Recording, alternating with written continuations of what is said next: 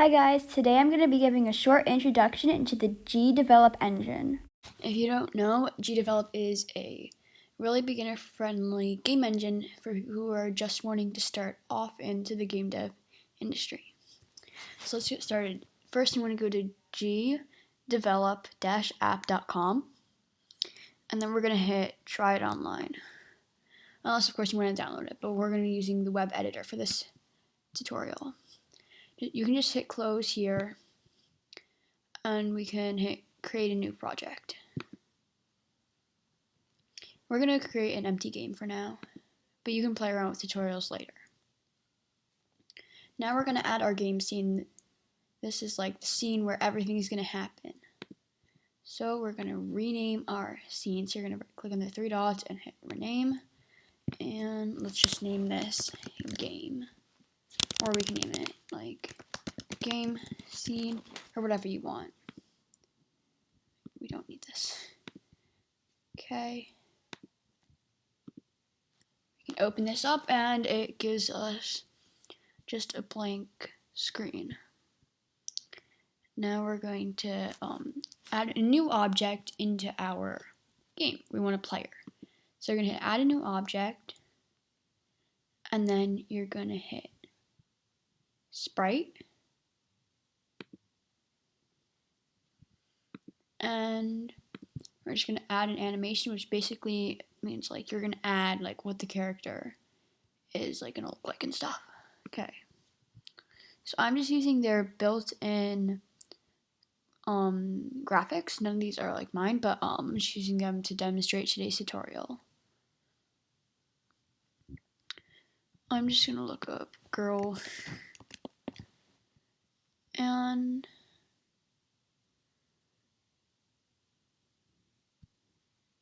let's see. Let's just try to find a running pose, just like an idle pose, because this is just how it's gonna look when it's standing. So there, that's what that's gonna be for now, and we're gonna click in here and name it player, because that is our player. And we're gonna go to behaviors, and we're gonna add a behavior to the object, and we're gonna have a platform character. You just click on platform character. This is telling it that our character is gonna be a platformer character that can run around and jump. I'm gonna leave these as default for now, and we're gonna hit apply. Okay, so now we see our player over here on this side. You're gonna click on it and drag it in. And then I'm just gonna resize it a little to make it just a bit smaller. Alright, there's our player. So let's hit play and just see what happens. Okay, our player just falls right through the screen. So we're just gonna go back into here.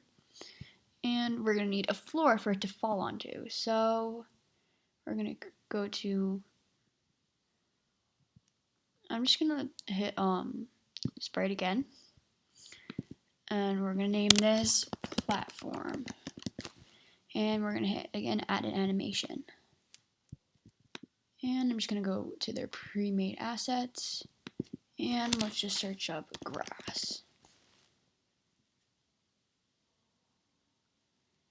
Okay, I'm just gonna use this basic grass, and we're gonna go to behaviors and add a behavior, and we're gonna choose platform and hit apply. Now we can take this and drag it on, and let's just create a level here. You can literally do whatever you want. It's really easy. You can do command minus or like control, whatever it is on your device, to zoom out.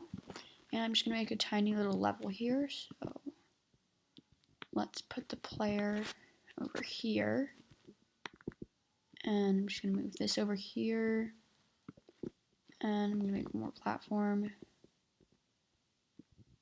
there. Alright, let's hit play now. Okay, so if you use our arrow keys, we can move around. We don't have any walk animations yet. We're gonna add that soon. We can jump. We can jump onto the platforms. It was really easy. Okay. So let's go back. And now we're going to make our animation. So we're going to double click on our player in our object menu. And we're going to hit add an animation. So we're going to add this, and I'm going to search for this girl. And I'm just going to insert our walking animation. So I'm going to find the run.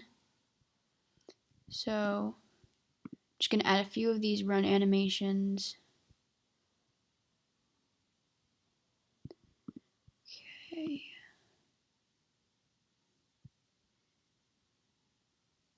And let's find just one more for now. Okay. Let's put on this loop and hit this preview button. Alright. That's good for now because I'm not going to have time to add all of these animations. And we're just going to hit apply. Now see where it says game scene events. We're going to click on that tab. And we're just going to hit add a new event and add condition. And we're going to search up key. And then make sure, and look at key press, make sure it has keyboard under it. And you're going to type in left. And hit OK. And moving. Okay, so we're going to select player and hit OK. So if the left key is pressed and the player is already moving, it's going to do our animation because we don't want our animation to run forever. That's why I have this line here. Add an action, and then we're going to search animation and hit change the animation. And our player, we're going to do set to 1 because that's what our walking animation was called. Let's just hit play and see if that works.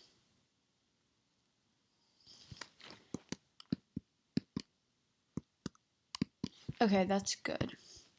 Okay, so now we need to make it flip to the other direction when you hit the key. So we're going to hit flip horizontally and hit player and activate yes. And we're going to add a new event and hit new condition, keyboard, key press, and then we're going to type in right and OK. And then moving.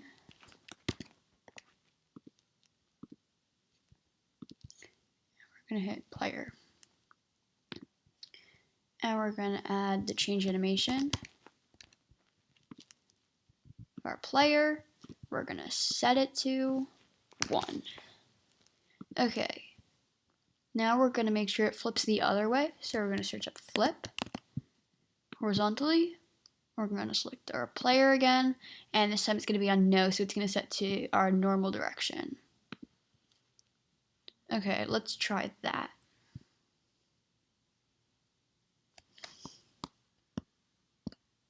Okay, that looks good, but it's running forever and it looks kind of weird. We're going to go back to our game and we're going to create one more event. And we're going to add a condition. And we're going to search up released. So any key released. And hit OK. We're going to search up animation again. We're going to change the animation. Our player animation, we're going to set it to 0. That's our just idle condition. We're going to hit play. And we can walk around and we have a nice walking animation. And we can jump onto these platforms. Let me know if you guys want a part 2 of this. Please consider watching another one of my videos. It really helps out the channel. Thanks everyone. Bye.